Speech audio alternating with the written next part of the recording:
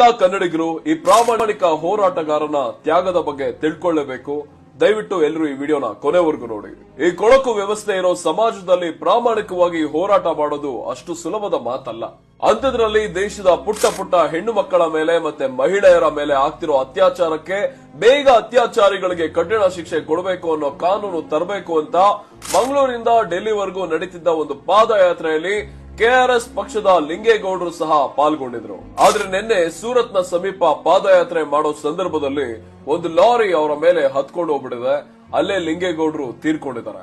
ಲಿಂಗೇಗೌಡರು ಯಾವುದೋ ಒಂದು ಪಕ್ಷಕ್ಕೆ ಅಥವಾ ಸಂಘಟನೆಗೆ ಸೀಮಿತ ಅಲ್ಲ, ಇವರು ಇಡೀ ಕರ್ನಾಟಕಕ್ಕೆ ಸೀಮಿತ.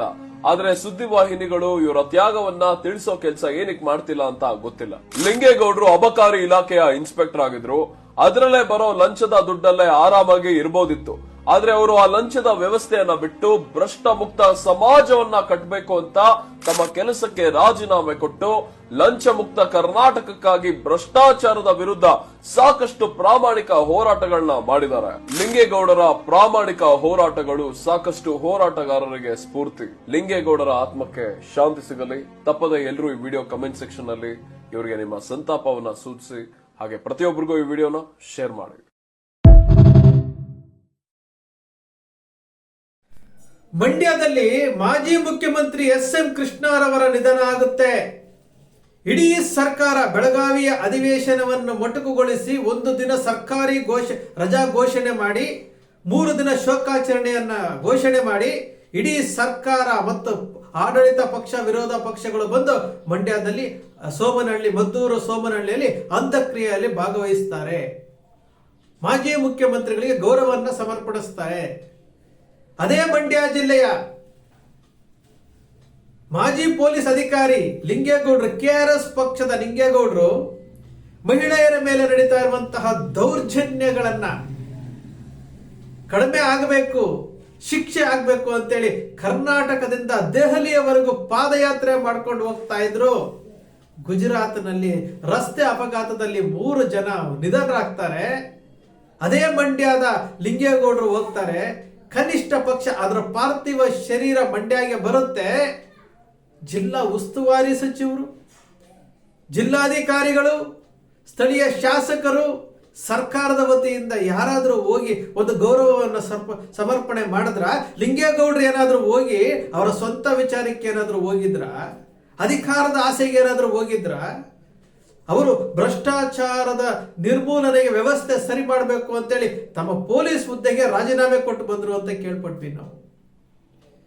ಇಂತಹ ಒಬ್ಬ ವ್ಯಕ್ತಿ ಅದೇ ಮಂಡ್ಯ ಜಿಲ್ಲೆನಲ್ಲಿ ಪಾರ್ಥಿವ ಶರೀರ ಬಂದಾಗ ಇವರು ಯಾರೂ ಸಹ ಸರ್ಕಾರದ ವತಿಯಿಂದ ಹೋಗಿ ಅಲ್ಲಿ ಒಂದು ಗೌರವ ಸಲ್ಲಿಸಲಿಲ್ಲ ಅಂತಂದ್ರೆ ಎಂತಾದ್ರೆ ಇದು ಯಾವ ವ್ಯವಸ್ಥೆಯಲ್ಲಿ ಇದ್ದೀವಿ ನಾವು?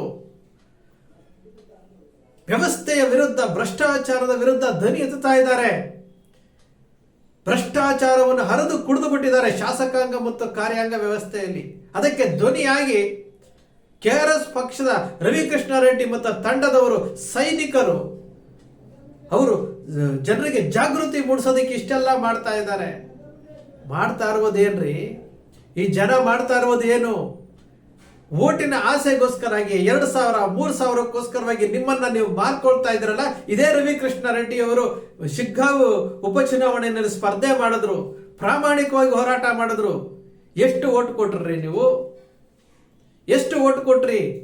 ದುಡ್ಡುಗೋಸ್ಕರವಾಗಿ ಮಾರ್ಕೊಳ್ತಾ ಇದ್ರೆ ನಿಮಗೆ ಯಾಕೆ ಬೇಕ್ರಿ ಸ್ವಾತಂತ್ರ್ಯ? ಸ್ವಾತಂತ್ರ್ಯ ನಿಮಗೆ ಬೇಕಾಗಿತ್ತ? ಪ್ರಜಾಪ್ರಭುತ್ವ ನಿಮಗೆ ಬೇಕಾಗಿತ್ತ? ಕೇವಲ ಆ ಓಟಿಗೋಸ್ಕರವಾಗಿ ದಿಸಿಗೆ 26 ಪೈಸೆ 56 ಪೈಸೆಗೆ ನಿಮ್ಮನ್ನ ನೀವು ಮಾರ್ಕೊಳ್ತಾ ಇದ್ದೀರಲ್ಲ. ಒಬ್ಬ ರವಿಕೃಷ್ಣ ರೆಡ್ಡಿ ಅವರು ಅಲ್ಲಿ ಸ್ಪರ್ಧೆ ಮಾಡಿದ್ದಾರೆ, ಅಲ್ಲಿ ಪ್ರಚಾರ ಮಾಡಿದ್ದಾರೆ. ಇಲ್ಲಿ ಅವ್ರನ್ನ ಬೆಂಬಲಿಸಬೇಕು ಅಂತೇಳಿ ಯಾರಿಗೂ ಅನ್ನಿಸ್ಲಿಲ್ಲ. ಓಟಿಗೋಸ್ಕರವಾಗಿ ಕೈ ಚಾಚಿ ಭಿಕ್ಷುಕರಾಗ್ತಾ ಇದ್ದೀರಿ ನೀವು. ನಿಜಕ್ಕೂ ನಿನ್ನೆಯ ದಿವಸ ಆ ಲಿಂಗೇಗೌಡರನ್ನ ಗುಜರಾತ್ನಿಂದ ತಗೊಂಡ್ಬರ್ತಾರೆ ಅಂತಂದಾಗ ನಾವೆಲ್ಲ ಎಕ್ಸ್ಪೆಕ್ಟ್ ಮಾಡಿದ್ದು ಎಸ್.ಎಂ. ಕೃಷ್ಣರವರು ನಿಧನರಾಗಿ 2-3 ದಿವಸ ಆಗಿದೆ. ಅದೇ ಜಿಲ್ಲೆಯ ಒಬ್ಬ ಹೋರಾಟಗಾರ, ಅದು ಮಹಿಳಾ ದೌರ್ಜನ್ಯದ ವಿರುದ್ಧ, ಮಹಿಳಾ ದೌರ್ಜನ್ಯ ಕಡಿಮೆ ಆಗಬೇಕು, ಮಹಿಳೆಯರಿಗೋಸ್ಕರವಾಗಿ ಹೋರಾಟ ಮಾಡಿದಂತಹ, ಪಾದಯಾತ್ರೆ ಮಾಡಿದಂತಹ ಒಬ್ಬ ವ್ಯಕ್ತಿಗೆ ಯಾವ ರೀತಿಯಾದಂತಹ ಗೌರವ ಸಲ್ಲಿಸಬೇಕಾಗಿತ್ತೋ ಆ ಗೌರವವನ್ನು ಸರ್ಕಾರ ಸಲ್ಲಿಸಲೇ ಇಲ್ಲ. ಲೈವ್ ವಿಡಿಯೋಗಳನ್ನ ಕೊಟ್ರಲ್ಲ, ಟಿವಿ ಮಾಧ್ಯಮಗಳು ಎಸ್.ಎಂ. ಕೃಷ್ಣರವ್ರದ್ದು ಲೈವ್ ಕೊಟ್ರಲ್ಲ, ಇಂಚಿಂಚು ತೋರಿಸಿದ್ರಲ್ಲ.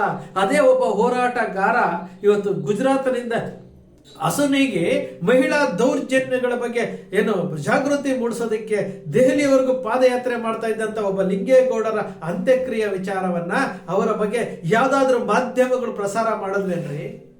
ಲೈವ್ ಮಾಡಿದ್ರೇನ್ರಿ ನೀವು? ಯಾಕೆ ಲಿಂಗೇಗೌಡರು ಸ್ವಾರ್ಥಕ್ಕೋಸ್ಕರ ಏನಾದ್ರೂ ಮಾಡಿದ್ರ? ರಾಜಕೀಯಕ್ಕೋಸ್ಕರ ಏನಾದ್ರೂ ಮಾಡಿದ್ರ? ನೀವೆಲ್ಲ ಯಾತಕ್ರಿ? ಮಂಡ್ಯದಲ್ಲಿ ಎಲ್ಲಾ ಪತ್ರಿಕೆಯ ವರದಿಗಾರರಿದ್ದೀರಿ, ಎಲ್ಲಾ ಟಿವಿ ಚಾನೆಲ್ಗಳನ್ನ ವರದಿಗಾರರಿದ್ದೀವಿ, ಕ್ಯಾಮ್ರಾಮ್ಯಾನ್ಗಳಿದ್ದೀರಿ. ಎಷ್ಟು ವರದಿ ಮಾಡಿದ್ದೀರಿ? ಲಿಂಗೇಗೌಡರ ಅವರ ಸಾಧನೆಯ ಬಗ್ಗೆ ಎಷ್ಟು ಹೇಳಿದ್ದೀರಿ? ಒಂದು ಚೂರು ನಾವು ನೋಡಿಲ್ವಲ್ರಿ. Special story ಮಾಡಿದ್ದೀರೇನ್ರಿ? ಲಿಂಗೇಗೌಡರು ಇವತ್ತು ದೆಹಲಿಗೆ ಹೋಗೋ ಸಮಯದಲ್ಲಿ ರೋಡ್ ಆಕ್ಸಿಡೆಂಟ್ ಅಲ್ಲಿ ಅವರು ತೀರ್ಕೊಳ್ತಾರೆ ಅಂತಂದಾಗ ಎಂತಹ ಹೋರಾಟಗಾರರನ್ನ ನಾವು ಕಳ್ಕೊಂಡ್ಬಿಟ್ವಿ. ನೋಡಿ ಅವರ ಗುರಿ ಹೆಂಗಿದೆ ಅಂತಂದ್ರೆ, ಅವರು ಛಲ ಬಿಡ್ಲಿಲ್ಲ. ರವಿಕೃಷ್ಣಾರೆಡ್ಡಿ ಅವರ ಜೊತೆ ಸೇರಿ ಅವರು ಛಲ ಬಿಡ್ಲಿಲ್ಲ. ವ್ಯವಸ್ಥೆಯನ್ನ ಸರಿ ಮಾಡ್ತೀನಿ ಅಂತ ಹೊರಟಂತಹ ಲಿಂಗೇಗೌಡರಿಗೆ ಗೌರವ ಸಲ್ಲಿಸಬೇಕು ಅಂತೇಳಿ ಕಿಂಚಿತ್ತಾದ್ರೂ ಸರ್ಕಾರಕ್ಕೂ ಬರಲಿಲ್ಲ, ಜಿಲ್ಲಾಡಳಿತಕ್ಕೂ ಬರಲಿಲ್ಲ, ಅಲ್ಲಿ ತಾಲೂಕು ಆಡಳಿತಕ್ಕೂ ಬರಲಿಲ್ಲ.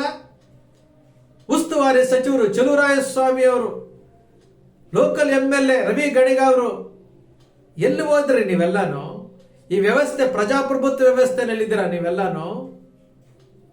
ಇದು ನಮ್ಮ ವ್ಯವಸ್ಥೆ. ಇದಕ್ಕೋಸ್ಕರ ಸ್ವಾತಂತ್ರ್ಯ ಬೇಕಾಗಿತ್ತ ನಮಗೆ? ಇದಕ್ಕೋಸ್ಕರವಾಗಿ ವ್ಯವಸ್ಥೆಯನ್ನು ಸರಿ ಮಾಡ್ತೀನಿ. ನಿಜಕ್ಕೂ ಬೇಜಾರಾಗಿದ್ದು ಒಂದೇನೆ, ಲಿಂಗೇಗೌಡರು ಪಾದಯಾತ್ರೆ ಮಾಡ್ತಾ ಇರುವುದು ಮಹಿಳೆಯರ ಮೇಲೆ ನಡೀತಾ ಇರುವಂತಹ ದೌರ್ಜನ್ಯಗಳ ವಿರುದ್ಧ ಜಾಗೃತಿ ಮೂಡಿಸೋದಕ್ಕೆ ಅವರು ಪಾದಯಾತ್ರೆ ಮಾಡಿರುವಂತದ್ದು. ಈ ವಿಚಾರ ಸಣ್ಣ ವಿಚಾರಣ ಇದು. ಹೆಣ್ಣು ಮಕ್ಕಳ ಮೇಲೆ ಅತ್ಯಾಚಾರ ನಡೀತಾ ಇದೆ, ಹೆಣ್ಣು ಮಕ್ಕಳ ಮೇಲೆ ದೌರ್ಜನ್ಯ ನಡೀತಾ ಇದೆ.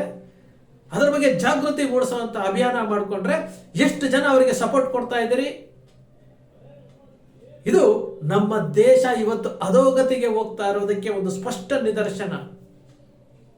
ಕೊನೆಯ ಪಕ್ಷ ಆ ರಾಜಕೀಯ ಪಕ್ಷಗಳು ಹೋಗ್ಲಿ, ಸರ್ಕಾರ ಅಧಿಕಾರಿಗಳು ಇದ್ಯಾವುದು ಮಾಡಲಿಲ್ಲ ಅಂತಂದಾಗ ಈ ಮಾಧ್ಯಮಗಳು ಅವರನ್ನ ಪ್ರಶ್ನೆ ಮಾಡಬೇಕಾಗಿತ್ತು.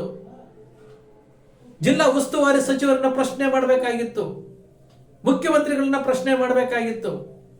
ಒಬ್ಬ ಹೋರಾಟಗಾರ ಅಲ್ಲಿ ಆಕ್ಸಿಡೆಂಟ್ ಅಲ್ಲಿ ತೀರ್ಕೊಂಡಿದ್ದಾನೆ, ಅವರನ್ನ ಗೌರವ ಸಲ್ಲಿಸಬೇಕಾಗಿರೋದು ನಿಮ್ಮ ಕರ್ತವ್ಯ ಅಂತ ಹೇಳ್ಬೇಕಾಗಿತ್ತು. ಯಾತಕ್ಕೆ ಕೇಳಲಿಲ್ಲ ರೀ ನಿಮ್ಮ ಮೀಡಿಯಾಗಳು?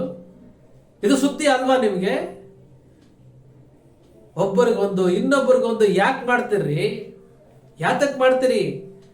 ರಾಜಕೀಯ ಪಕ್ಷಗಳ ರಾಜಕಾರಣಿಗಳು ಇವತ್ತು ರಾಜಕೀಯವನ್ನ ಬಳಸಿಕೊಂಡು ಸರ್ಕಾರದ ಭಾಗಗಳಾಗಿ ಏನೆಲ್ಲ ಜನರ ತೆರಿಗೆ ಹಣವನ್ನ ಉಪಯೋಗಿಸ್ಕೊಳ್ತಾ ಇದ್ದಾರೆ. ಇವರೇನಾದ್ರೂ ಆ ರೀತಿ ಮಾಡಿದ್ರ? ಬಹಳ ಬೇಸರದ ಸಂಗತಿ, ಬಹಳ ನೋವಿನ ಸಂಗತಿ. ಒಬ್ಬ ಹೋರಾಟಗಾರನಿಗೆ ಯಾವ ರೀತಿ ಗೌರವ ಕೊಡಬೇಕಾಗಿತ್ತೋ ಆ ಗೌರವವನ್ನು ಕೊಡ್ಲಿಲ್ಲ. ಈ ಜನರು ಹಾಗೆ ಇದ್ದಾರೆ. ನೀವು ಇದೇ ರೀತಿ ಮುಂದುವರೆದ್ರೆ, ಓಟಿಗೋಸ್ಕರವಾಗಿ ಕೈ ಚಾಚ್ತಾ ನಿಮ್ಮ ತನವನ್ನ ನೀವು ಬಿಡದ ಹೋದ್ರೆ ನಿಜಕ್ಕೂ ನಿಮ್ಮಂತಹ ಭಿಕ್ಷುಕರು ಬೇರೆ ಇಲ್ಲ. ಆ ಭಿಕ್ಷುಕರಿಗೂ ನಿಮಗೂ ಯಾವುದೇ ವ್ಯತ್ಯಾಸ ಕಾಣ್ತಾ ಇಲ್ಲ.